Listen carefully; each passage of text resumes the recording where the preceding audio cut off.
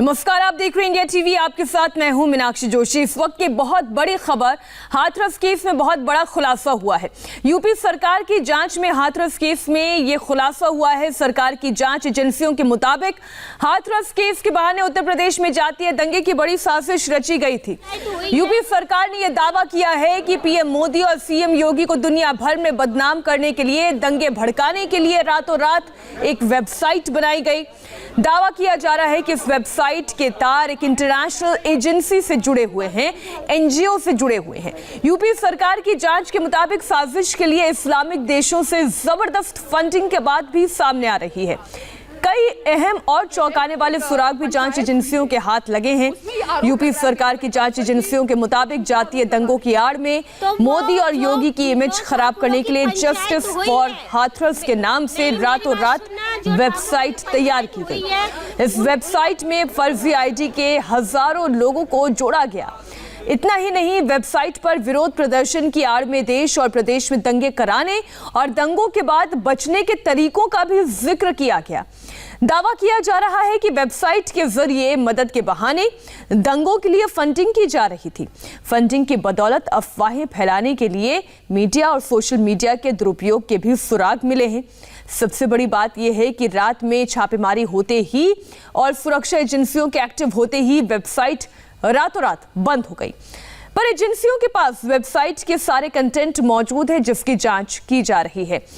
तो ये एक नया खुलासा हुआ है। ये सरकार का दावा है और सरकार दावा ये कर रही है कि दंगे भड़काने के लिए, माहौल को खराब करने के लिए, इतना ही नहीं, उत्तर प्रदेश के मुख्यमंत्री योगी आदित्यनाथ और देश के प्रधानमंत्री नरेंद्र मोदी की छवि को बिगाड़ने के लिए इस्लामिक देशों से फंडिंग हुई और इस फंडिंग के जरिए एक वेबसाइट तैयार की गई। रातों रात ये वेबसाइट कैसे तैयार की गई और कैसे इसका गलत इस्तेमाल किया गया, इस पर ज्यादा जानकारी लेंगे। हमारे दोनों संवाददाता दीक्षा और गौनिका हमारे साथ जुड़ गए हैं। सबसे पहले गौनिका, आप ये बताएं कि सरकार का क्या कहना है कि जो एजेंसी है, जो फोर्सेस बता रहे हैं, ये किस तरीके की वेबसाइट है, इसका क्या मकसद था? देखिए, एक वेबसाइट बनाई गई जस्टिस फॉर हाथरस विक्टिम के नाम से और उस वेबसाइट पर प्रोटेस्ट की जानकारी दी गई है कि कहां पर, किस जगह पर, देश के किन किन हिस्सों में किस समय पर प्रोटेस्ट होने हैं। उन प्रोटेस्ट की बाकायदा तारीख और वक्त बताया गया है और उन प्रोटेस्ट को लेकर जो भी लोग इस वेबसाइट से जुड़ रहे हैं उनसे ये कहा गया है कि इस प्रोटेस्ट में आपको क्या करना है, आकर कितने लोगों को साथ में लाना है। आप अकेले मत आएँ, आप किसी दोस्त को साथ में लाएँ और अगर आप आ रहे हैं तो आप इस चीज़ के लिए तैयार रहें कि पुलिस आप पर टेयर शेल जो है वो जलाएगी, तो उसके लिए आप मास्क पहनकर आए, बाकायदा एक स्पेशल तरह के ग्लासेस हैं वो पहनकर आए ताकि आप उससे बच सके। इसके अलावा ये भी पूरा बताया गया है कि आप केमिकल्स वाली कोई भी चीज़, कोई भी लोशन ऐसा मत लगा के आए जिससे कि केमिकल का असर ज़्यादा हो। तो पूरी तरह जो है तैयारी इस वेबसाइट में बताई गई है कि किस तरह आपको तैयार होकर आना है इन प्रोटेस्ट में, कितने लोगों को साथ लेकर आना है, जब आप वहाँ पर आए तो आपको क्या करना है। इसके अलावा अगर आपको पुलिस अरेस्ट कर लेती है तब आपको क्या करना है कि आपको एक एक्टिविस्ट लॉयर का नंबर भी अपने पास रखना है, आपको उसके संपर्क में भी रहना है ताकि अगर आपको अरेस्ट कर लिया जाता है तो आपको उसकी जानकारी होनी चाहिए। इसके अलावा ये तक बताया गया है कि जिस तरह ये प्रोटेस्ट की जानकारी उसमें दी गई है, उसमें अलग अलग जो है वो वेबसाइट से दी गई है, उसमें अलग अलग मेल आईडीज दी गई है। उन मेल आईडीज पर यह कहा गया कि जो भी आप कंटेंट भेजे वो कंटेंट कॉपी पेस्ट ना हो। इसका मतलब ये है कि ये जो दुखद घटना है, इसकी आड़ में किस तरीके से दंगा भड़काया जाए, इसकी भी साजिश है। अब आपको वेबसाइट का होम पेज हम दिखाते हैं, उसमें क्या था। जांच एजेंसियों के मुताबिक हाथरस के नाम पर दंगे भड़काने के लिए जो वेबसाइट बनाई गई थी वो थी जस्टिस फॉर हाथरस विक्टिम। इसके अलावा उसी पेज के नीचे यह भी लिखा था कि प्रदर्शन के बारे में जानकारी कहां से, कौन कौन से लिंक के जरिए मिल सकती है, वो लिंक्स दिए गए जिसमें इस बात की डिटेल थी कि दंगों के दौरान क्या करना है और क्या नहीं करना है। अगली चीज जानिए, जिस वेबसाइट के जरिए दंगे की साजिश का दावा किया जा रहा है उसकी एक एक तस्वीर हम आपको दिखा रहे हैं। उस वेबसाइट में सब कुछ लिखा था, प्रदर्शन के दौरान क्या क्या सेफ्टी रखनी है, क्या पहनना है, क्या साथ में ले जाना है, टीयर गैस का अगर इस्तेमाल होता है, पुलिस करती है तो उससे कैसे बचना है। इसके अलावा इस बात की भी डिटेल दी गई थी, जानकारी दी गई थी, अगर दंगे के दौरान किसी की गिरफ्तारी कर ली जाती है तो ऐसी परिस्थिति में उसे क्या करना है। इसके अलावा एक्स्ट्रा पॉइंट में कई ऐसी और बातों का जिक्र किया गया था जिसे प्रदर्शन के वक्त ध्यान में रखना है। इसके अलावा वेबसाइट में यह भी लिखा हुआ है कि अगर दंगे के दौरान पुलिस ने किसी को गिरफ्तार कर लिया तो उसे क्या करना है। Vaseline, mineral oil, oil based sunscreen skin पर ना लगाएं, इनसे केमिकल का असर ज्यादा होगा, यह तक लिखा गया है। कॉन्टैक्ट लेंस ना पहने, केमिकल के संपर्क में आने पर आंखों में बहुत नुकसान हो सकता है। ऐसी चीजें ना पहने जो जल्दी पकड़ में आ जाए, जैसे कि ज्वेलरी है, टाई है, ये सब बिना पहने प्रदर्शन में जाएं। बड़े बाल ना रखें, लोगों वाले ब्रांडेड कपड़े ना पहने जिससे कि आसानी से आपकी पहचान हो जाए, इसलिए ऐसा कोई कपड़ा ना पहने जिस पर ब्रांड लिखा हुआ हो जिससे आपकी पहचान हो सके। दीक्षा, अभी तक ये जितनी डिटेल्स आई हैं इन्हें जानकर तो ये लग रहा है कि ये बहुत ही प्री प्लान्ड था, लेकिन जो घटना घटी जिसकी रिपोर्टिंग आप लोग लगातार कर रहे हैं, इसकी आड़ में ये सब हो रहा था, क्या इसको जरिया बनाया गया?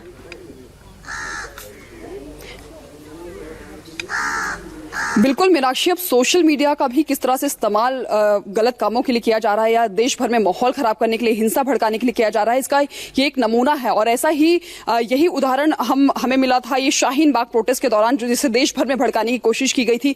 देखिए इसमें भी किस तरह से डिटेल्स जो सामने आई है कि फेक वीडियोज, फेक फोटोज, इनको एडिटेड करके उस पर डाला गया ताकि लोग देखें, उसे समझें और उन्हें ये लगे किस तरह से माहौल जो है खराब है और देश भर में नफरत का बीज फैलाने के लिए ये पूरी कोशिश की गई है ताकि देश भर में माहौल खराब हो, सरकार की बदनामी हो।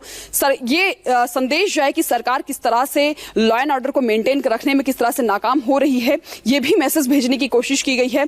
तो लगातार इस तरह की कोशिशें की जा रही है, इतना संवेदनशील मुद्दा है और जाहिर तौर पर ये एक मानवीय भावों से जुड़ा हुआ है। अगर थोड़ी भी बातें, गलत संदेश अगर समाज के बीच जाता है तो उनके बीच में आक्रोश आता है और ऐसे दंगे भड़कने की पूरी आशंका वो रहती है। मीनाक्षी, आप लोग बने रहिए हमारे साथ। हाथरस कांड को लेकर उत्तर प्रदेश के मुख्यमंत्री योगी आदित्यनाथ ने बहुत बड़ी बात कही है। योगी आदित्यनाथ का कहना है कि हाथरस के बहाने उनके विरोधी उत्तर प्रदेश में दंगे की साजिश रच रही हैं, राज्य में जातीय दंगा भड़काना चाहते हैं। योगी आदित्यनाथ ने कहा कि जिसे विकास अच्छा नहीं लग रहा, वे लोग देश में और प्रदेश में जातीय और सांप्रदायिक दंगा भड़काना चाहते हैं। इस दंगे की आड़ में वो विकास रोकना चाहते हैं। राजनीतिक रोटियां सेकने के लिए वो नई नई साजिशें करते रहते हैं। देश में भी और प्रदेश में भी दंगा, जातीय दंगा भड़काना चाहते हैं, सांप्रदायिक दंगा भड़काना चाहते हैं। इस दंगे की आड़ में विकास रुकेगा, इस दंगे की आड़ में उनकी रोटियां सेकने के लिए उनको अवसर मिलेगा, इसलिए वे नित नए षड्यंत्र करते रहते हैं और इन सभी षड्यंत्रों के प्रति पूरी तरह आगाह होते हुए हमें विकास। जिस तरीके की जातीय राजनीति का प्लेग्राउंड हाथरस बन गया है, गोनिका, उसकी तस्वीरें कल सबसे ज्यादा लार्ज स्केल पर पूरे देश ने देखी कि किस तरीके से आप एक लड़की के साथ हुई बदसलूकी को या अमानवीय घटना को राजनीति का टूल समझ बैठे हैं।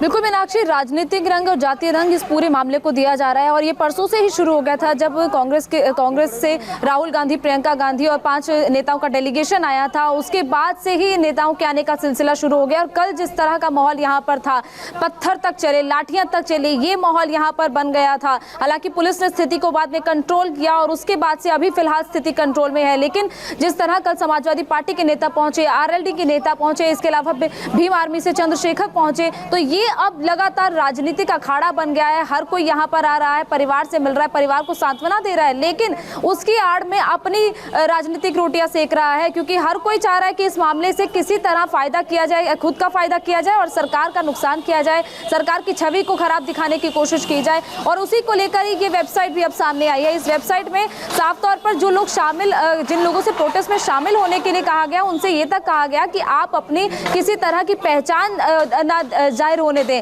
अगर आप किसी वेबसाइट सोशल मीडिया पर हैं तो आप अपने सोशल मीडिया से अपनी सारी जानकारी हटा दें।